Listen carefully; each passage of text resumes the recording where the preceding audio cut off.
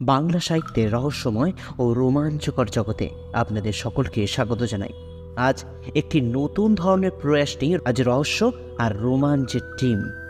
গ্রাম বাংলার ভূতের কাহিনী এই শীতকালে যদি না শোনাই তারা শোনাবো পাবে। তাই সেই গ্রাম বাংলার ভূতের হাত ধরেই আজ আমাদের নতুন গল্প টম সাহেবের বাংলো। গল্প শুনে আপনাদের কেমন লাগলো এই বন্ধুটাকে জানাতে ভুলবেন না। সঙ্গে থাকুন আর সঙ্গে রাখুন রহস্য ও রোমাঞ্চ টিম। টম সাহেবের বাড়ি প্রকাণ্ড অট্টালিকা, একতলা, দোতলা, তেতলা, কত যে কামরা সেটা বলতে পারবো না। দেখতে দেখতে আমরা একটা বড় একখানা ঘরে গিয়ে উপস্থিত হলাম। মেঝেতে আদিংচির মতন ধুলো, কোথাও কিচ্ছু নেই। হঠাৎ দেখলাম ঠিক সামনে একটা পায়ের দাগ পড়ল, শিশুর পদচিহ্ন। তার আগে কি কিংবা আশেপাশে আর কিচ্ছু নেই, শুধুমাত্র সেই একটা পায়ের দাগ মাত্র। সামনে এগিয়ে যেতে দেখলাম পায়ের ছাপটা আমার ঠিক সামনে এগিয়ে চলেছে, কিন্তু সেখানেও দেখলাম শুধুমাত্র একটা পায়ের দাগ, অন্যটা নেই। সেই ঘর থেকে বাইরে বেরিয়ে এসে আমরা অন্যান্য ঘর পরিদর্শন করতে লাগলাম।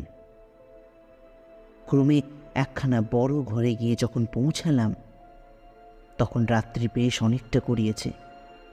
কে যেন আলো জ্বেলে সামনে টেবিলের ওপর রাখল। দেখলাম ঘরের অন্য দিক থেকে একখানা চৌকি যেন হাওয়ায় ভাসতে ভাসতে ঠিক আমার সামনে এসে বসল। আমি বলে উঠলাম, বাহ, এ কি! ক্রমে ক্রমে দেখলাম সে চৌকির ওপর যেন কে বসে রয়েছে। মানুষের আকৃতি বটে, কিন্তু তার দেহ যেন অতি ধূমায়িত এবং তরল মতন। তখন সেই ঘর ত্যাগ করে আমরা কোনো ক্রমে দোতলায় উঠে গেলাম।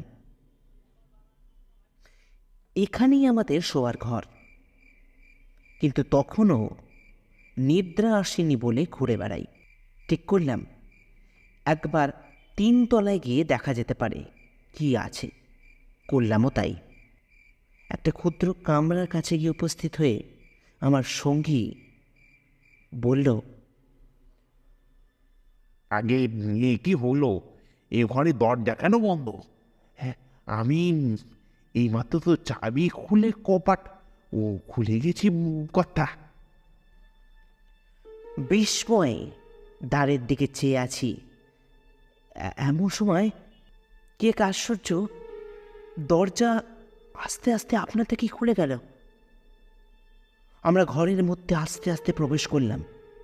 এক প্রকার অমানসিক গন্ধে ঘর ক্রমে ভরে যেতে লাগলো।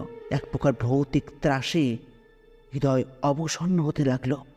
আশঙ্কা যে কি সেটা মুখে হয়তো প্রকাশ করতে পারবো না ঠিকই, কিন্তু জীবনে প্রতিকূল কোনো একটা ভীষণ পদার্থ যে আমাদের আশেপাশেই আছে সেটা খুব ভালো করেই আমি উপলব্ধি করতে পারছিলাম।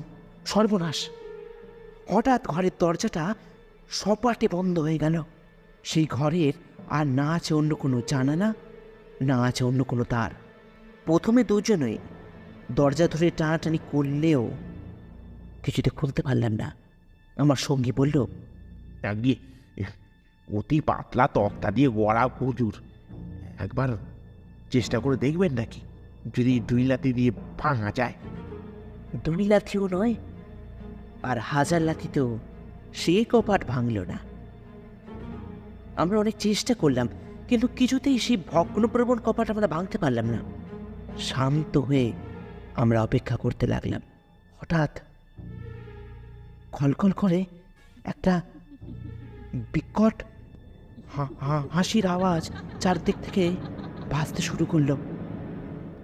দরজাটা আস্তে আস্তে খুলে গেল। সেই ভয়াবহ ঘর থেকে কোনো মতে আমরা তাড়াতাড়ি বেরিয়ে এলাম। সে ঘর থেকে যখন বাইরে হয়ে আমরা বারান্দায় দাঁড়ালাম, দেখি তার একটা পাশে মিটমিট করে একটা নীলাভ আলো চলমান গতিতে অলৌকিকভাবে চলছে। কি আলো, কোথায় বা যাচ্ছে সেটা জানার জন্যে আমরা তাকে অনুসরণ করতে লাগি। সিঁড়ি দিয়ে আমাদের আগে আগে আলোটা তেতলায় উঠতে থাকে। তেতলার ওপর উঠে একটা সাধারণ শোয়ার ঘরে আমরা প্রবেশ করলাম। যে বৃদ্ধা এই বাড়িতে একাকী বাস করেছেন, এটা মনে হয় তারই ঘর ছিল। ঘরের ভেতর একটা দেরাজ ছিল। করে দেখলাম তার ভেতর একটা রেশমের রুমাল আর দুখানা চিঠি আছে। চিঠি দুটো নিয়ে দোতলায় আমাদের নিজস্ব শয়নকক্ষে চলে এলাম। মনে হলো আমার আশেপাশে চিঠি দুখানা কেড়ে নেবার জন্য কে যেন বারবার চেষ্টা করতে থাকে। কিন্তু আমি শক্ত মুঠিতে চিঠিগুলো ধরে আমার ঘরে ফিরে আসি। ঘরে ফিরে এসে আমার ঘড়ি আর পিস্তল টেবিলের উপর রেখে দিই। পাশেই একটা ছোট্ট ঘরে আমার সঙ্গীকে থাকার জন্য বলি। দুটো ঘরের মাঝখানের দরজা খোলা, তাই বিশেষ কোনো সমস্যার মধ্যে আমরা পড়ব না, আমরা জানি। এবার মনস্থির করি শোবার আগে অন্তত নিয়ে আসা সেই দুটো চিঠি একবার পড়ে দেখি। বলা তো যায় না, যদি কিছু ক্লু পাওয়া যায়। 50 বছর আগে চিঠি দুখানা কোনো একটি পুরুষ তার প্রিয়জনকে লিখেছিল, কিন্তু নাম ধাম কিছুই জানা যাচ্ছে না। তাতে কোনো তো একটা বিভীষিকার আভাস আছেই। কে যেন কাউকে খুন করতে চাইছে, এই ধরনেরই লেখা আছে এই চিঠির ভেতর। এই চিঠি দুটো পাঠ করে আমি চৌকির ওপর বসলাম। ঘরে দুটো বড় বড় বাতি জ্বলছে। এমনিতেই শীতপ্রধান দেশ, ঘরের আগুন জ্বালাবার জায়গায় আগুন দাউ দাউ করে জ্বলছে। হঠাৎ টেবিলের ওপর থেকে ঘড়িটা শূন্য পথে চলতে লাগলো। হাতে পিস্তল নিয়ে তাড়াতাড়ি আমি দৌড়াতে লাগলাম, কিন্তু হুট করে ঘড়িটা যেন অন্ধকারে কোথাও অদৃশ্য হয়ে গেল। আর তো দেখতে পেলাম না।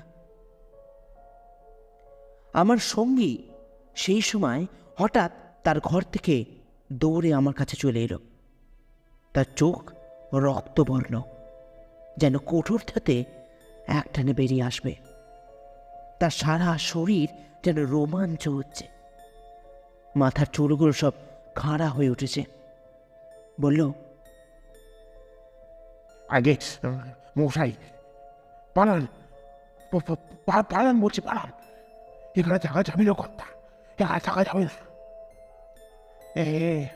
এখানে থাকলে মারা পড়বো, কথা এখানে থাকলে মারা পড়বো। চলুন চলুন বলছি। এইভাবে চিৎকার করতে করতে সে ঘর থেকে আমাকে বার করে তত্তরে সিঁড়ি দিয়ে নিচে নামতে থাকলো।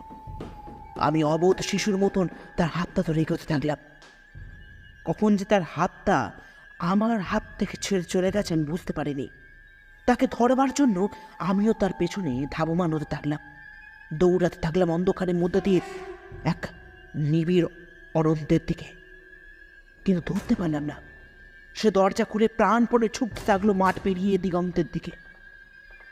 সে ভয়াবহ শ্মশান আর এই অট্টালিকার মধ্যে আমি একমাত্র লোক। কি করবো আমি জানি না, কোথায় যাব, কাকে ধরবো আমি কিচ্ছু জানি না। আমি একটা মাত্র লোক। মনের সমস্ত শক্তিকে, মনের সমস্ত সাহসকে জড়ো করে আমি মনস্থির করলাম পালানো যাবে না। এ কথা আমার বন্ধু মহলে লুটে গেলে আমি মুখ দেখাতে পারবো না। যা থাকে কপালে, এই মনে করে আমি আবার ওপরে দ্বিতলায় ওপরে উঠলাম। কিন্তু কি আমার সামনে তালগাছ প্রবণ কৃষ্টপর্ণ একটা মানুষ দাঁড়িয়ে আছে। তার মাথা ছাদ ভেদ করে উপরে চলে গেছে। তার মাথায় যে চোখ আছে সেটা আগুনের মতন জ্বলজ্বল করছে। আমার সর্ব শরীর যেন শিহরিত উঠল। পিস্তলটা কখন যে হাত থেকে পড়ে গেছে বুঝতে পারলাম না। সর্বশরীর যেন পাথরের মতন হয়ে গেছে। একটা বিদ্যুৎ ঝলক ফেটে চলেছে আমার মাথা থেকে পায়ের দিকে। আমার পা, আমার শরীর এখন অবশ, অসার, পা উঠছে না। চিৎকার করতে চেষ্টা করলাম, মুখ দিয়ে কোনো কথা বেরোতে লাগলো না।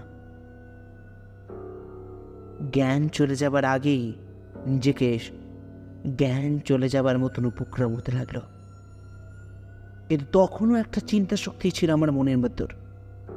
ভাবলাম যদি ভয় করি তার নিশ্চয়ই প্রাণ আর ফিরিয়ে নিয়ে যেতে হবে না। এইসব মনে করতে করতে চেষ্টা করলাম ধৈর্য ধরে রাখার। আলো নিভল না, অগ্নিস্থানে আগুনও নিভল না। ঘর অন্ধকার হয়ে যাবার আগেই মনস্থির করলাম আলো নেভানো যাবে না, তাহলে আমি মারা পড়তে পারি।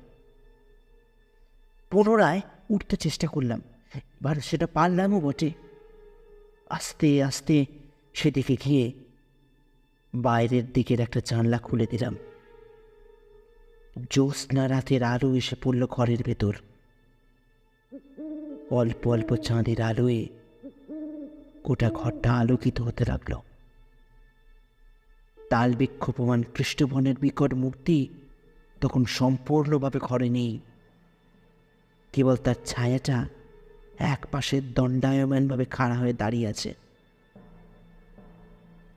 আমি আবারও গিয়ে চৌকিতে গিয়ে বসলাম। হলুদ বর্ণ, গোলাপি বর্ণ, লাল বর্ণের গোলাকার আলোক এখনই ঘরের চারিদিকে ঘুরে চড়ে বেড়াচ্ছে। বারে বারে পুলকিত হচ্ছে আমার মন। গোটা শরীরে এক রোমহর্ষক রোমাঞ্চ খেলা করতে লাগলো। যে চৌকির ওপর চিঠি দোকানে রেখেছিলাম তার নিচ থেকে একটা জীবন্ত মানুষের হাত, না এটা তো কোনো পুরুষের নয়, এটা তো একটা স্ত্রী লোকের হাত, বেরিয়ে এলো সেখান থেকে। তাড়াতাড়ি আমি সে হাতখানা ধরতে চেষ্টা করলাম। কপ করে চিঠি দোকানে নিয়ে নিমেষের মধ্যে অন্ধকার সে মিলিয়ে গেল, অদৃশ্য হয়ে গেল আমার সামনে থেকে। মাঝে মাঝে সারা রাত গলা টেপার চেষ্টা করলেও আমার ঘাড় ভেঙে দেবার চেষ্টা করতে লাগলো বটে। সাহসে ভর করে আমি বারবার সেই ভৌতিক হাত ঝেড়ে ফেলে দিয়েছি আমার ঘাড় থেকে। এরপর আমার আর কিছু মনে নেই। সব অন্ধকারে স্মৃতি মুছে যায়। সে রাতে আমি কি করে যে প্রাণে বেঁচেছিলাম সেটা বলাই বড় আশ্চর্যের বিষয়। আপনারা শুনছিলেন শ্রী ত্রৈলোক্যনাথ মুখোপাধ্যায়ের রচিত একটি গ্রাম বাংলা ভূতের কাহিনী, টম সাহেবের বাংলো। গল্পটা আপনাদের কেমন লাগলো জানাতে ভুলবেন না। সঙ্গে রাখুন রহস্য ও রোমাঞ্চ টিমকে। নমস্কার।